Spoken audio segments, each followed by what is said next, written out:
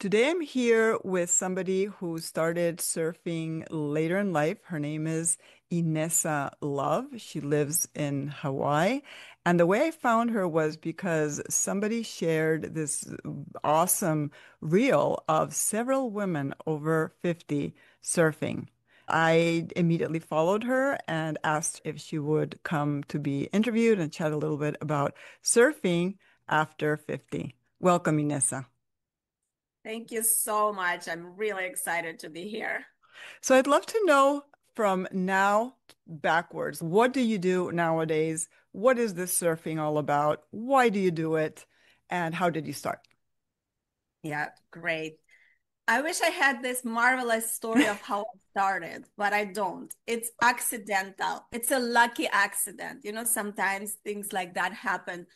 It was COVID and there was nothing to do. And I was approaching 50. It was in August of 2020. Before I started surfing, I was never super active, especially in my youth. But as I got older, I got more active for a variety of reasons. Before I started surfing, I was into hiking and yoga. I know you're a yoga teacher. So I did yoga for about 20 years, but never super intense. I'm a dabbler. I like dabbling into different things. So, and I dabbled a little bit in the martial arts. And my primary thing was hiking and yoga and acro yoga. I got into acro yoga and it was super fun and I loved it. But then COVID hit. Acro yoga closed and they closed hiking trails in Hawaii, but ocean they couldn't close. One day, a friend of mine, a woman 2 years younger, said, "Hey, I'm taking a surf lesson. You want to come and join me?" And it was like a revelation. I never thought that I could actually be surfing, especially at my age. By that time, I was already in Hawaii for 8 years, living by the ocean. And it really didn't occur to me. And so I went with her on this surf lesson, and it wasn't as scary as I thought. We went into little baby waves, like whitewash. The uncle pushed us, and I could ride the wave. And since then, I was like, oh, that's something to do. So, because again, COVID, boring. And now this friend and another friend of us, three of us, we started going. Like every week we had a surf date and three of us would go surfing. And in the beginning, I went for just company because those are my friends and that's what we did. I was really bad at it from the beginning. I sucked. I'm small. I don't know if you can see. I'm 5'2" and 110 pounds. No, you So cannot tell that you're 5'2". yeah, I had this 9 foot board and I could never manage it. I would purl, which means you just go over the wave upside down. But I kept going because it was a social thing. There was nothing else to do. And it took me a really long time to get to it. But eventually, I kind of like sometimes I would catch a wave and it would be like, oh my God, I actually did it. That's the excitement of it. Because I had to work so hard at it, it made it more exciting when I actually caught a wave. And of course, my two friends were there and they were very encouraging. They were, one of the three was actually even older, maybe oh gosh, more than 10 years older than us. So I'm But she's, 61, so that would be like yeah, me thinking of surfing now.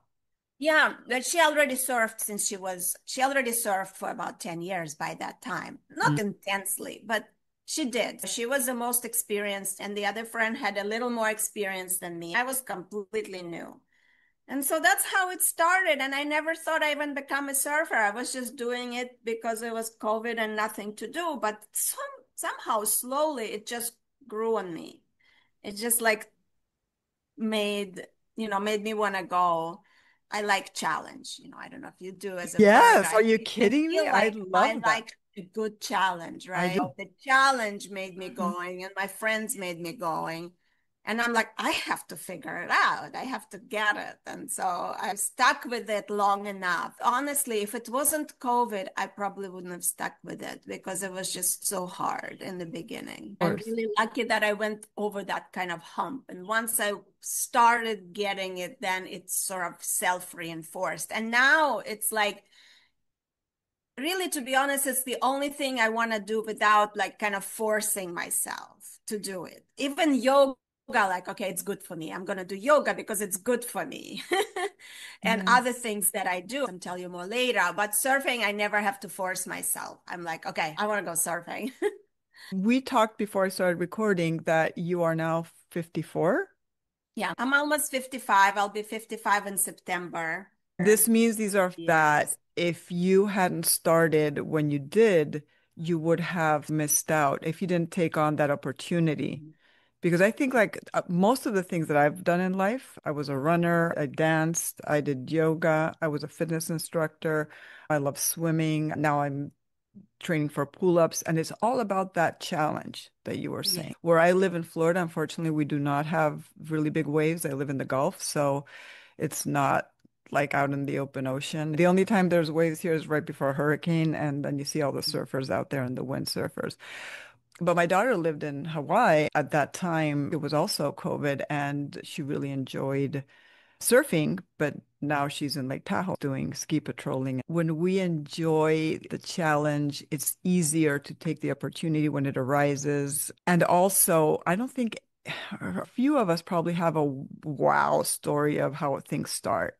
It's more about taking that opportunity and running with it. I love that reframing of it. Totally. Who has this big story of, oh my gosh, I was on my surfboard and then suddenly I was in a competition? That doesn't happen. You know? Now that I've been talking to a lot of women, a story I often hear is I always wanted to. And then when I got older, I had an opportunity to start. A lot of women actually just dream about surfing for years or decades, but then we are busy, we have families, we don't live by the ocean. And finally, something clicks and they try it, and then they're really into it. So a lot of women kind of have that seed in them and then it sprouts, right? I didn't even think I had this seed. And what I found is a lot of the time, what I'm hearing from women, what helps is having a role model of Mhm. someone your age who is doing it. Because if it wasn't for my friend my age, I would have never tried it. And that's kind of why I'm doing those videos so people can see women their age and have that as role models. Like, wow, if she can do it, I can do it. It's probably you have Yeah, similar inspiration for doing what you're doing to give people a role model that what we've been taught is not true about aging. All the absolutely. stories that I saw and heard growing up are not true if you know what to do and you do it, right? I'll tell you that my inspiration to do my first pull-up, like that was not in my bucket list ever in my life. But last year I interviewed Ginny McCall, who's an American Ninja Warrior, and she's now 73. And she told me that she got her first pull-up at 63. When I interviewed her, I was 60. And I didn't know what my physical goal was going to be for my 60s. After listening to you, it's going to be a pull-up, and I've done it. I didn't think I was going to do it. It wasn't something I really ever felt I wanted to do. Now I'm addicted. When I started learning handstands in my 50s, that moment when you catch the air, the balance, and when I pull myself over the bar, it's like magic. I feel like Wonder Woman. Tell me about that feeling because maybe not everyone has felt that. When you It's very catch the interesting. wave, Yes. please tell me the thrill that somebody could feel doing that. I think what you just described is very similar. It was funny. I was writing something yesterday and someone asked me that question, how does it feel to catch a wave? And I had to think about it. To be honest, it's scared shitless. Because I'm Yeah, like battling for it and it's coming. And because I wipe out so much, it's like, am I gonna wipe out or am I gonna catch it? So there's this moment of just like you don't know if you're gonna make it. This is just fear and almost sometimes terror. And then there is a moment of like, oh, I actually didn't wipe out. I'm actually good. I'm actually safe. And then it's just like, I did it, right? That's just that feeling of I did it. And of course, then you're writing and going. It's just so immersive. It's just the moment of complete being immersive that nothing else exists, right? You're just on that wave and you're going, and you have that feeling that I actually caught a wave. It's hard to describe, really. I'm doing my best, but it's very special feeling. It's very special. What you described with your handstand and pull-ups, you know, it's very interesting. I never thought about it that a pull-up or handstand can give you that same exhilaration feeling. But I think it also comes from that I did it. Look what I can do. That's what creates that feeling. Overcoming the challenge and finding that strength in ourselves. And that's very rewarding. For example, I have not surfed. I paddleboard standing up, but I think that's different because it's a calm thing. It's not, there's no rush, there's no achievement. Like, yeah, I stood up, I have good balance, but it's not had to overcome months of training and the setbacks and the doubts and all that. Now it comes to a point where with the pull-ups, which is my current obsession, I've had Mhm. many, as we talked about before, like dancing and running, but right now it's the pull-ups. I can think, wow, I have this big problem in my life, but I can do a pull-up.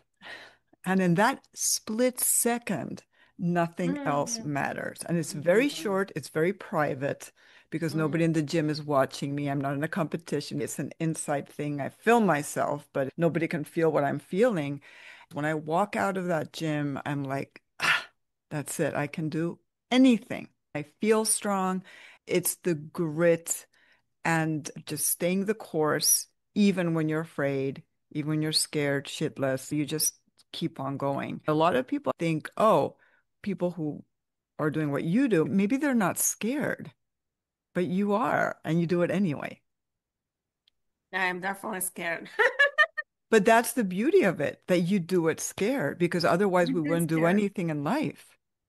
Surfing is challenging and it's that edge of fear and excitement. With pull-ups and surfing, the body releases dopamine, and that's what gives us that feeling of Uh, ecstasy. When you say you have a problem and you do pull-up and it changes your brain, and that way we can change our own brain. Our bodies are designed to do that through a physical activity to change our chemicals in our brain.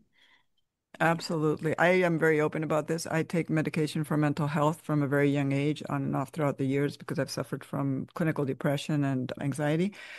But if I didn't work out my whole life, I don't know where I'd be.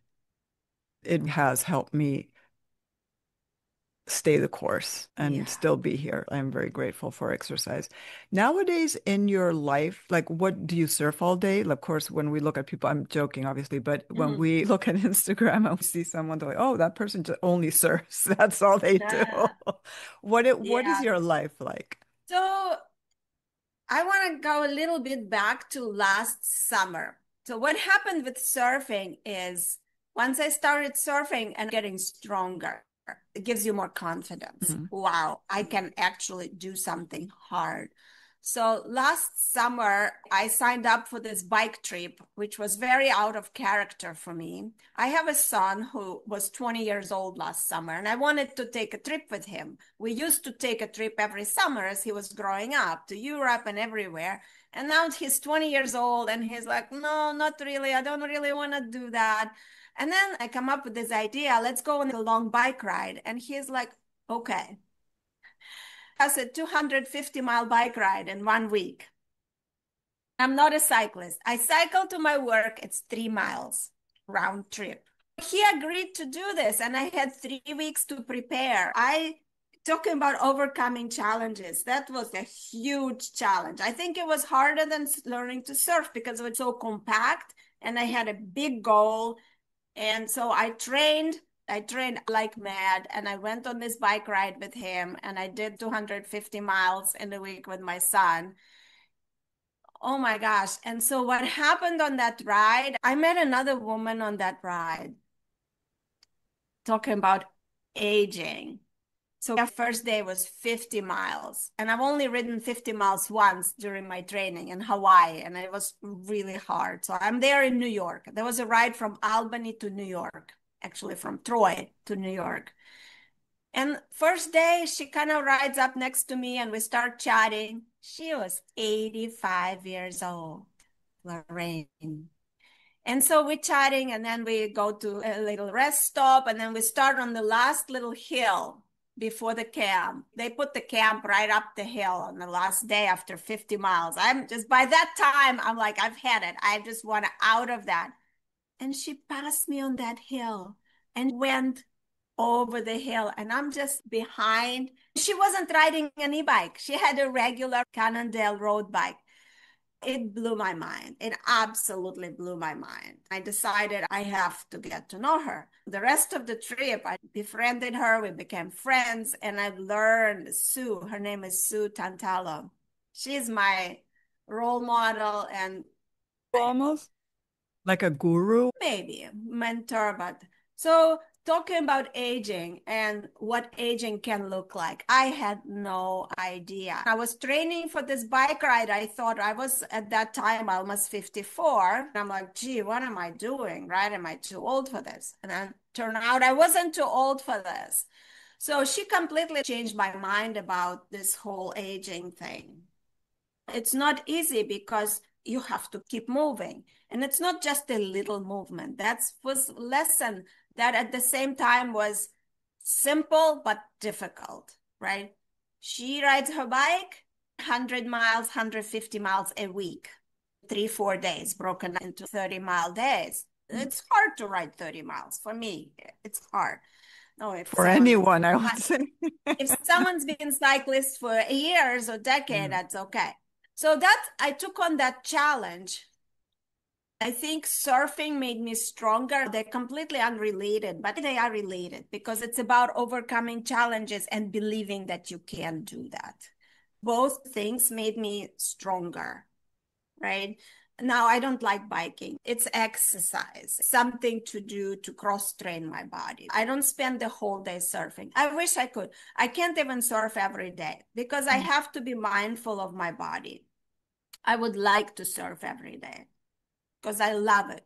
But I found that I need breaks. So maybe now I surf 3, 4 times a week, maybe sometimes five if the waves are really good and if my body is holding up. Usually about 2 hours. That's all I can do.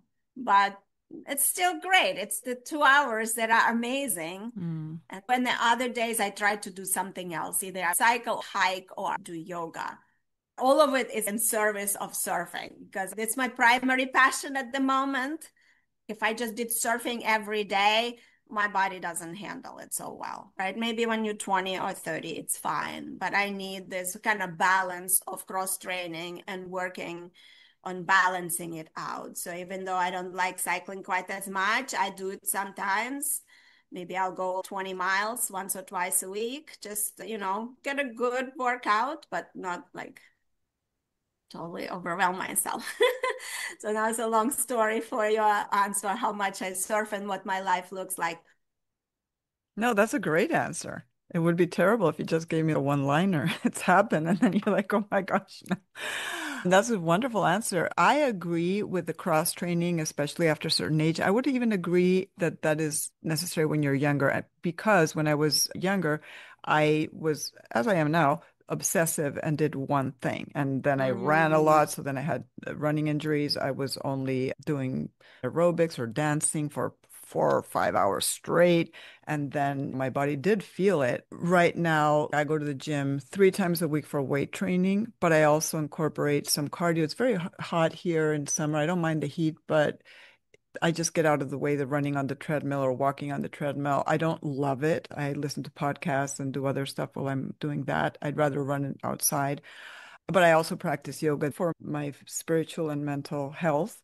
If I lived in a place where hiking were cool, because Florida is not a hiking area, it's all flat and swampy. My husband laughs at me. He's like, this is not hiking, this is walking.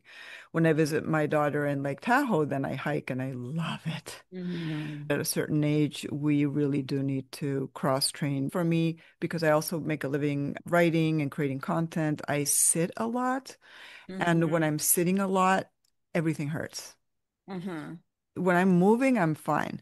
But as soon as I'm sitting down for 2 hours, I'm like, oh my gosh, this body is not the body I had when I was sitting down for hours, even at 50. It's hard for me not to move. So you work, and what does your work look like? Yeah, I work. I'm a professor at the University of Hawaii. What do you teach? I teach economics, relationships that we have with other people, because we are social creatures. We not meant to just work, work, work and make money. We just meant to interact with each other. So that's one of the things that truly matters, is the connection. And also finding passion, finding things we like doing, finding your outlets for creativity, your state of flow in which we lose track of time. This is connection with something without passion. I teach all of these things under the guise of teaching economics. I teach them a little bit of meditation, and they do their own sort of tracking of how their own well-being and happiness tracks over the semester. And I assign different exercises for them to do, cognitive, not therapy, but looking at your thoughts. I can sneak in a lot of things in that course. That's what I'm most excited about my work at the I moment. I would love to take that course. Like, oh my God, where A was lot that of when them I was do. young? Right. A lot of them do, but it's an economics course. So it's kind Oh of my under the goodness. guise of economics. In a way, it's anti-economics because it's really about other things. But economics is about the choices we make. And that's how I frame it. It's all about the kind of choices we're going to make in life. And the choices really determine everything, right? Because economics is about work and leisure and how you spend your money. And there are ways of spending our money that make us happier than others. Buying stuff is not one of them, but maybe going on a trip. As the research shows, that if we spend money on experiences rather than things, that actually makes us happier. Whatever is that experience is. And trip is a one type of experience that actually does make us happy, especially if you do it with someone you connect with. It is economics, but it's also like teaching life wisdom, research based. I want my kids to take your course. I You're have a welcome to. 21-year-old, a 22-year-old, and a 24-year-old. Nice. When I was young, there was no course to take on that. And not only that, our family, even though my dad has a PhD, I'm a college dropout because I had an eating disorder and I just couldn't finish. And they didn't teach us the relationship between money and happiness because they didn't know it themselves. My grandfather fought in the Civil War in Spain against the dictator, and all he cared about was getting a degree and making some money. There is research now on Mhm. happiness, because Yeah. a lot of prior research was like on mental illness, right? People looked at what's causing mental illness, what helps mental illness. But last 20, 30 years, people turned it around and call it positive psychology. And they started looking at the opposite, like actually what works, what actually makes us happier. And economics fits in there as well, because a lot of the choices we make, they are economics choices. Mm. So it's pretty recent. Yeah. So it's interesting because I'm 61, but I started working for myself at 18. Let's say it was 2021 that I just launched my freelance career, which has spanned 40 years. That was before internet. That was Amazing. before cell phones. That was before anybody thought what I did was normal. Because so you understand what I did, because I'm bilingual, I translated American sitcoms into Spanish, I worked in production, wrote books, I did blogs, and I was a journalist. Now I'm a content creator. So it was always about communication. But looking back, I'm like, I did it. I worked my whole life against the grain, and I'm still doing it. And I have no plans to retire because I like what I do.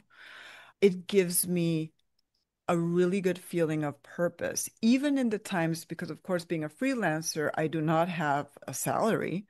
So my income my whole life has been like this. Oh my gosh, there's so much work. There's nothing. I'm on food stamps. I divorced my ex. But when I look back, and this is why I told my youngest who wanted to do studio art in college, any other parent would have said no, because what do you do with that?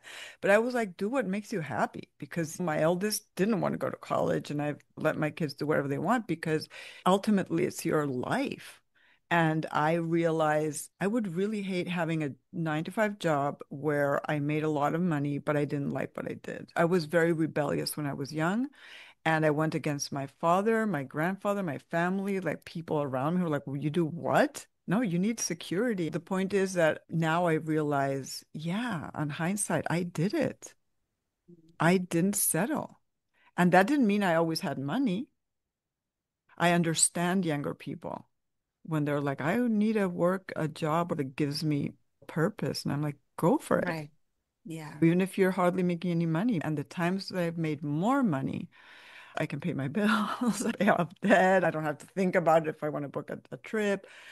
But I see peers who make a lot more than I do. They also hire a lot of people, so their overheads are very high. They have a successful business, but their emotional and mental state might not be what I have.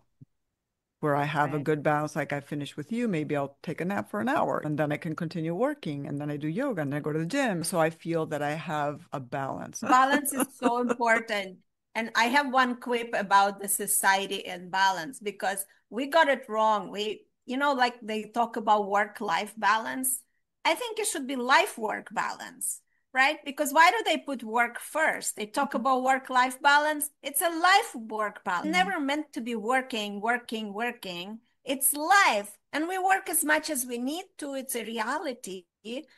But I think society got that work-life balance off.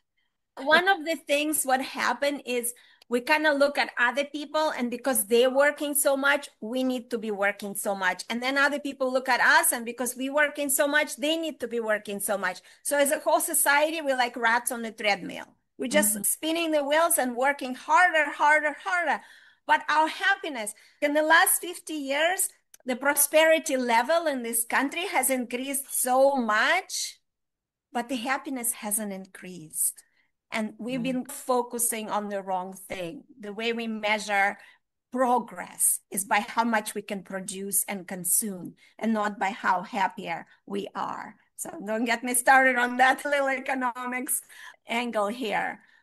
What you were saying is, yes, they may have more money and it's easier to observe.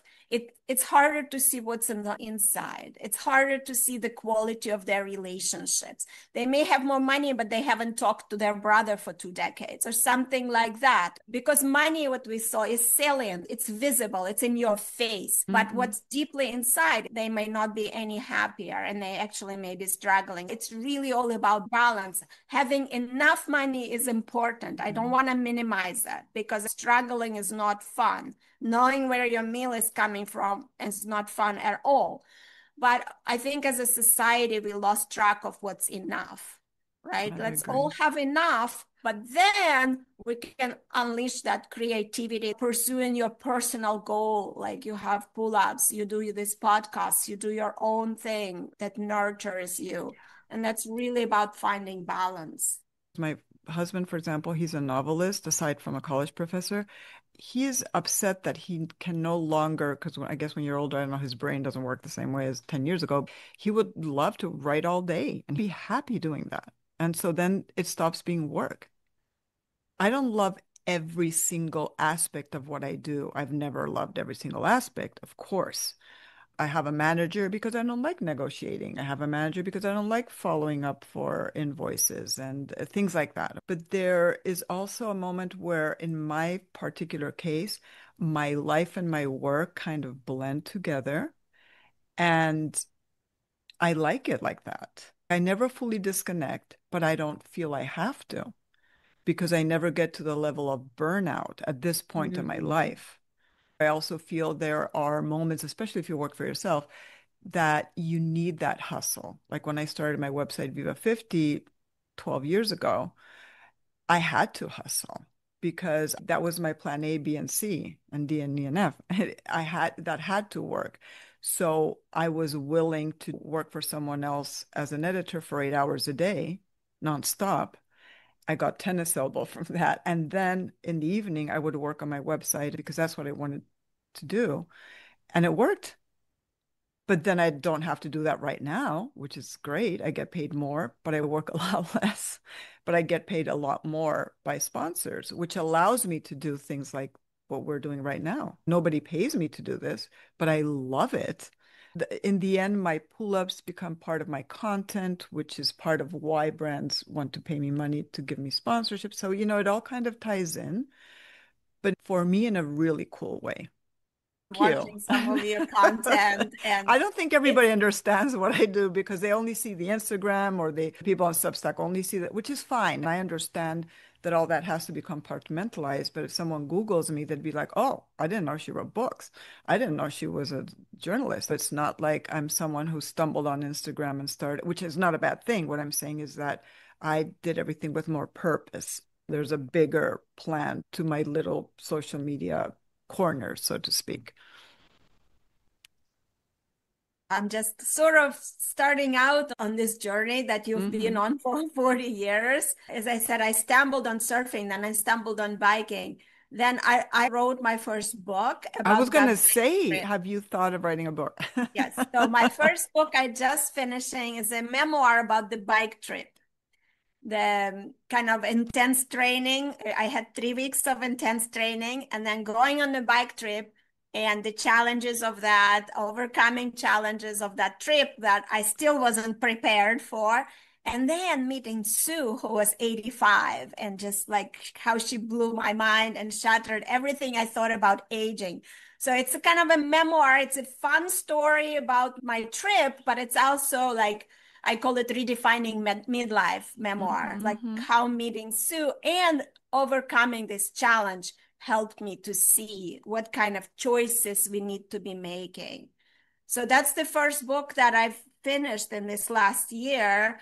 I started my Instagram with the same message. Even though it's about surfing, the message is really about how can we reclaim our strength at midlife? How do we reclaim the empowerment that many midlife women think it's too late to start something hard. That's what I'm passionate about with both my surfing messaging. Let's not believe the old stories. As a 60-year-old woman, you can learn to do pull ups. It's incredible. And that's not the story I grew up with.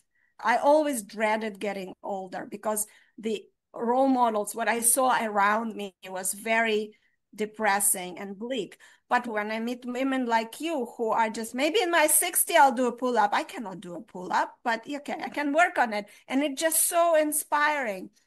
And that's what I'm trying to do, both with my book and with my surfing. The core message is not really about surfing. It's about, hey, we can do hard things. Midlife can be the best time of our life, really. It can be. It's not downhill because now that we've raised our families, my son is 21, like one of yours. We raised our kids. The career hopefully is on the sort of back flat, right? You don't have to work as hard as you did earlier, like you said. And now it's time for us. So, what is it that we want to do with our life with these years of 50s and 60s? 50s, I feel like, has been the best decade for me. I made one of those posts. Like it has been, and I never thought it will be. And that's the message I want to send that body is amazing. The more you move, the stronger you become. It's just like 1 + 1 = 2. The more you move, the stronger you become. It's just so obvious, but we don't do that. So many people don't do that, right? When I was 7, I cried at night thinking that in the year 2000 I would be 37 and that my grandmother, my Spanish grandmother, would be dead. Well, guess what? My grandmother died almost at 102 7 years ago. She outlived all her family. She had 12 brothers, sisters. She was the only one left. And, it's like we just never know. I did watch my older people in my family, my grandmother, my father, and my stepmother, they all stayed active. My father still stays active despite a bunch of physical things, genetic that he has. But he still works. He's 86 and he still writes books. He writes dictionaries. He gives lectures. He teaches. He wants to do all that and he still moves within his problems that he has. One of the things that I decided is that I grew up watching my father complain about his age. He was a young father. Back then, I don't think people were allowed to have a youth. Like my father was not a teenager. He was a responsible person. At 16, he immigrated from Spain to the United States and started over. People like that don't have the opportunity to enjoy their youth.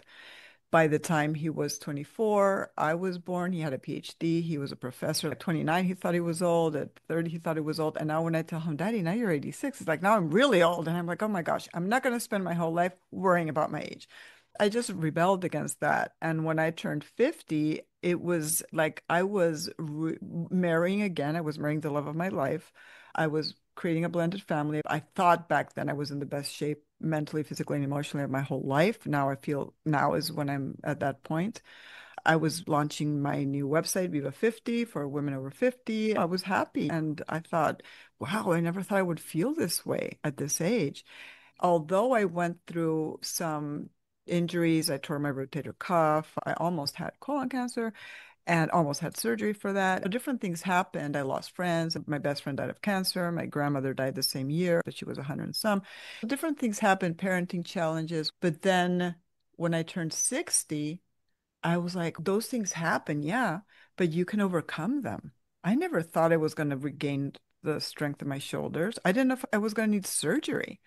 I felt, is this it? Here I am at 50, yay. And now look at me at 59. I feel ancient. But then I overcame that. And now I'm cautiously optimistic. I take care of my body. People watch me maxed out at the gym, but trust me, I am putting warm things on my shoulders to make sure I'm taking care of them. I'm taking days off. I'm rubbing myself with liniments. I'm sometimes taking something for pain. So it's all this reframing. I do not have the body or mind that I had when I was 20, but my brain and my emotions are way more evolved. So I can take care of this older body and still be very happy in it, happier than ever. This is such an inspiration that you feel like you're happier than ever and stronger than ever. That It's doesn't mean just I don't have problems. I lost a right. dog 2 months ago. I was depressed as hell. We've had a big issue with one of our kids. There's always going to be something, There but is, but that happens at any age. That's yeah, not a function of getting older. I think young people have just as many problems as we do. I Maybe not remember the that. body, but other problems, I've had work. injuries. I've had injuries when I was younger, and my daughter still does because she's very active. It's a part of an active person. But you were saying about work, relationships, Yeah, like self-esteem. same kid. I have a 21-year-old, he's got fired from his job. So he has this thing. So he's also has challenges. So Yeah. problems are a function of just being alive. It's not a function of age. But what you said earlier is now you have more stability in your mind and your emotions and more wisdom and experience of how we're going to deal with all of these problems. So we're never going to avoid problems, unfortunately, but it's just how we deal with them. We can still be happy. It blows my mind that you said you're better than you were at 50. How is it even possible that you're better? Yeah. One of the women that I want to make a story for my page, she's in her 70s and she surfed as a young woman. And then she didn't surf until 72 or something. And then she started again. So from being a teenager, being part of this social circle again, like surfing, that's what they did when they were teenagers in, I don't know, Florida or somewhere. Actually, she's not far from you. Probably on the other coast, though. And then she started surfing again in the 70s. And she said this: I am happier now in my 70s than I was in my 60s because I went back to surfing. And that blows my mind too, right? When you find the joy of something that gives you that sense of accomplishment and joy, then you can be happier in your 70s more than 60s. Maybe in 10 years you say the same thing. Maybe you find surfing, Lorraine, and you say, I'm happier now than I was in my 60s. Listen, one of my bucket list destinations is Hawaii. If I end up going there, I Yeah. would definitely love to try and But surf. actually, there are many women surf in Florida. In that video clip that you saw with 5 women, Angela is from Florida. So there are waves in Miami. And I don't know on your side, that probably are too. So that's what was part of her story. She didn't even know there were waves in Florida. She kept traveling for waves to Costa Rica and some other places. And then she just realized, oh, there are waves in my backyard. So they may be closer than you think. They may be only No, 2 hours actually, away from you. I know that my stylist, my hairdresser, her sister surfs. and they live 20 minutes south of me. There must be a little cove or an area where there are more waves on a choppy day or in hurricane season when we have a storm coming, the waves are there. For me, it's more how much more time do I have on my, because I do so many things. I want to Right, right. take singing lessons. I've never done that in my life. I take acting. I do improv with my husband. We've done so many things in the past few years that I just don't know if I have the bandwidth for Yeah. more. What attracted me to you was the surfing, but then talking to you, you are 200 times more interesting than I thought you were going to be. And I thought you were going to be pretty interesting. I Oh, guess that's the best thing. Thank you. yes, everything you've said. Oh, We could do 5 podcasts, one on each touch different little my thing that we heart. talked about. So to close off, because I could talk to you for 2 more hours, but tell us a little bit about the book. When do you think we can see your book and where we can find you online? What do So, you wish people will get from this interview? okay, what I want people to get from this, let's start with that. You're not too old, it's not too late. And what I strongly believe is you can improve at any age. Just keep moving. If you keep moving, you're going to get stronger. It's just inevitable. The more we move, the stronger we get. That's what I want to message number one. And it's never too late. Sue was riding bike and she was passing me on the uphill at 85. So that changed my life. And that's what the book is about. When the book comes out, we have to do another podcast because it's going to be a bit in the future. I'm looking for a traditional publishing contract. I don't want to self-publish at this point. That's my plan. But for now, I have two things. People who are surfer or surf curious and 50 and over can find me. We have a Facebook group, but it's only for women 50 and over. Instagram is for everybody. And half of the people on my Instagram are not even surfers. I did a poll recently. About half of them are surfers. Maybe 30% are surf curious like you. Like maybe one day I want to try that. So I'll put you in the surf curious category. And then there's some people who are just spectators. They just want to be inspired by other women doing hard things and maybe they'll try something else. My Instagram is Sassy Silver Surfers.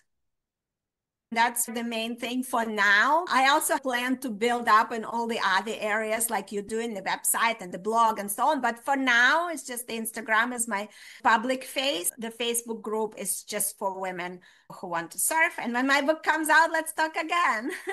I love all of that. So, Sassy Silver Surfers is your Instagram, and then we're gonna chat again when your book comes out for sure.